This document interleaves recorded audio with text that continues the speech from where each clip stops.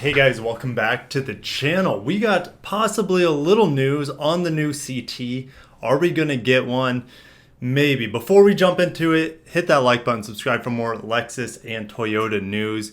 And before we get into the article over at Lexus Enthusiast, we're gonna talk a little bit about the CT here in America.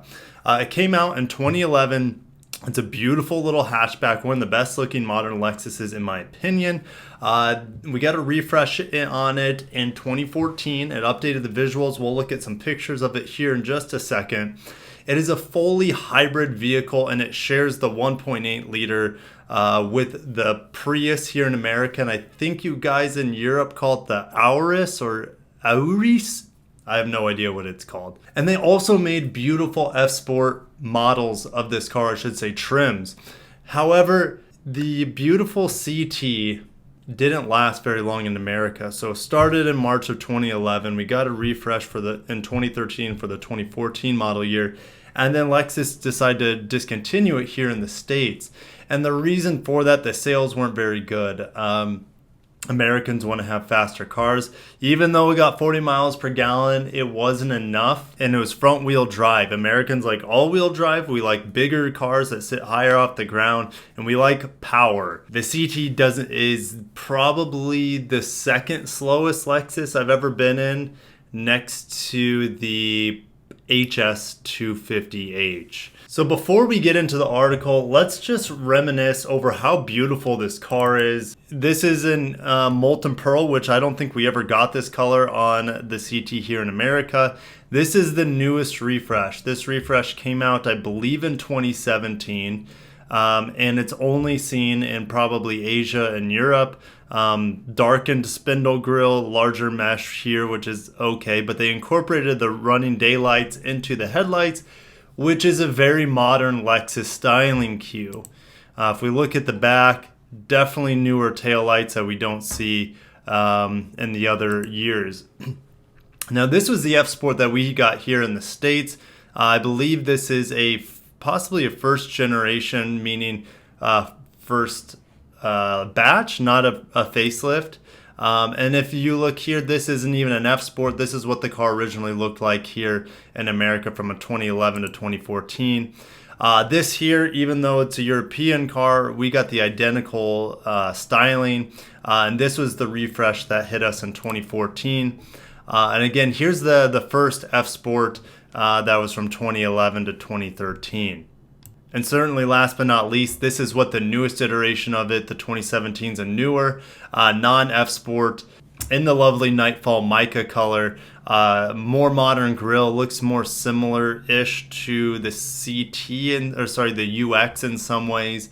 But that's enough about reminiscing about this beautiful hatchback Lexus made. Let's get into the article from Lexus Enthusiast, them talking about the new CT, if we get one, which I don't think we will, but let's get in the article. So like they say, Lexus continues to hint at an upcoming CT replacement hatchback. And this interview, I already did a whole video on this interview. This interview was with Koji Sato. He's vice president for Lexus International. He talks mainly about electric vehicles and that, but there's a small tidbit about the CT. I'd even cover it because there's nothing really to take from it, but we're gonna talk about it because Lexus Enthusiast thinks it's important to mention, so I'm gonna talk about it as well. Sato also claimed Lexus needs an entry-level car to lure buyers moving up from non-luxury brands into showrooms. The CT, ditched in the US but still on sale in Europe, is well overdue for a replacement, but the brand is said to be weighing up the sales of the new UX to see when or if a new version is needed. However, Autocar understands it's penciled in for 2021 behind the scenes. And before we finish this article, Europe director Pascal Ruck also discussed a new entry-level model with Autocar, suggesting the current CT200H would remain on sale for Europe for another 2 years. Of course it will. It's going to stay in Europe for another 2 years. It does pretty well there. I don't think they're going to make another CT. I would love for them to make another CT with a little bit more power, possibly fully electric version, but I don't think so. because the UX is basically the same size of vehicle. The UX is a compact crossover. The CT is like a subcompact sedan. There's hardly any difference in size between the two. You might have a little bit more room in the UX, but it's not much. I've sat in the back of both of those vehicles. They're not that much different in terms of legroom. Cargo space isn't going to be that much different either. UX might have a little bit just because it's a little bit more domey. Has a little bit more ceiling room in that vehicle. But I don't think that they're going to make another CT as much as I'd like to, because I think it's a gorgeous design and I love how they look. The demise of the CT in America was, I would say, a lack of power and all-wheel drive. It just wasn't as fast or as sporty as it actually looked. It drove fairly well, meaning it handled well, low center of gravity, but it just had no guts in it. It was a snail. It was like a sheep in wolf's clothing. You had this aggressive looking, super sporty, hot hatchback, but it was as fast as a Prius. And that just didn't make any sense to buyers. It's like, oh man, I love the CT, and they get in it and it's just like a turd when they drive it. That is the biggest reason I think it failed here in America. I wish they would have made a higher performance model, whether they slapped the 2.0 turbo in it that we see in the NX, that car would have been crazy, or be able to just put in maybe the 2.5 liter hybrid setup that we get in like the NX as well. But seeing the 2.5 liter hybrid would have been a welcome change, because you get over 200 horsepower in it compared to 135-ish in what's in the CT. That would have been huge. People would have been like, okay, CT 200, okay, I have the option between that and to spend maybe $2-3 grand more and get the CT 300H with a 2.5 liter hybrid. It just never happened. And that is a big reason why the car failed, in my opinion. At least here in America. Like I said, in Europe, it's still on sale. For a couple more years, that's it. It's not going to be on sale much longer.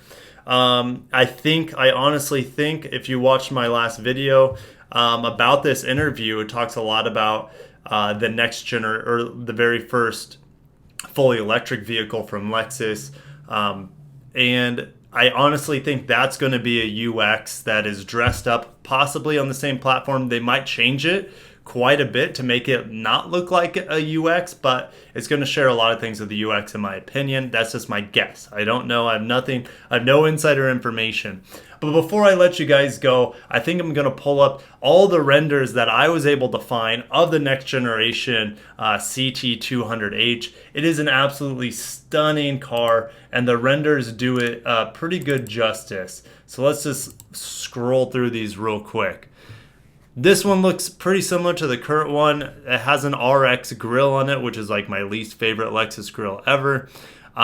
This is a little bit older of a rendering because these headlights, these triple beams here, are the previous generation triple beams. But I still think it looks good. It looks a lot like a UX, if you ask me. Next rendering, this is probably the best looking rendering, I think. The back end is just stunning, especially if they're able to incorporate like the UX LED taillight all the way through the back. The wheels look like the same wheels, but they don't really need to change those wheels. Dual exhaust looks great. The lines are awesome. And to be honest, this almost looks like a dropped UX. What if they dropped the UX a little bit, made it closer to the ground? That's what this vehicle kind of looks like. Here's that same picture by itself. This one is gorgeous as well, and this looks more like a CT than a UX. The problem with this is, well, you can see these are the RC 300 or 350 wheels. The problem with this one, this is also an older rendering. Even though it's gorgeous, I would take it because it kind of has the RC 300 or 350 headlights with and you can even say the NX headlights, where it's not the new RC because they refreshed and they brought the running daylights into the headlight capsule here, but it's below, and they've really got to past that design. They've started incorporating this daytime running light into the headlight. but this triple beam LED headlight looks a lot like the previous generation RC and the current, well, and the previous, not the previous generation NX, but the current generation NX's triple beams. But I think this is the best looking rendering that we have. Motor One has a higher resolution. They wanted to let you know that Motor One had this rendering. I don't know if they're the first ones, but there you go. Motor One wanted to put their stamp on it. I think it's just gorgeous. And then this one's, let's see if I can zoom in a bit. This one takes the front end of the LSFC, which is the fuel cell version of the upcoming LS. We don't know if we'll ever see it in production. It takes the front end of that, and the rest of the car, like this looks like a UX here. The back end looks like a CT. These wheels are from the old CT. I think that is my last picture that I have for you guys of the possible, small chance, but the possible CT redesign. But what do you guys think? Will they redesign the CT? Why do you think the CT didn't do so hot here in America? And do you think the UX is pretty much the answer for the CT? I think it is. 100%. I think it is a more flexible platform for the worldwide market, and it has all-wheel drive and it has more power, and I think they're going to make an electric version of it. But anyways, I'll see you guys in the comments below. Just a few days left to support the channel on Patreon to register yourself for the F-inspired lunchbox. I'll see you guys in the next video, and until next time, peace out.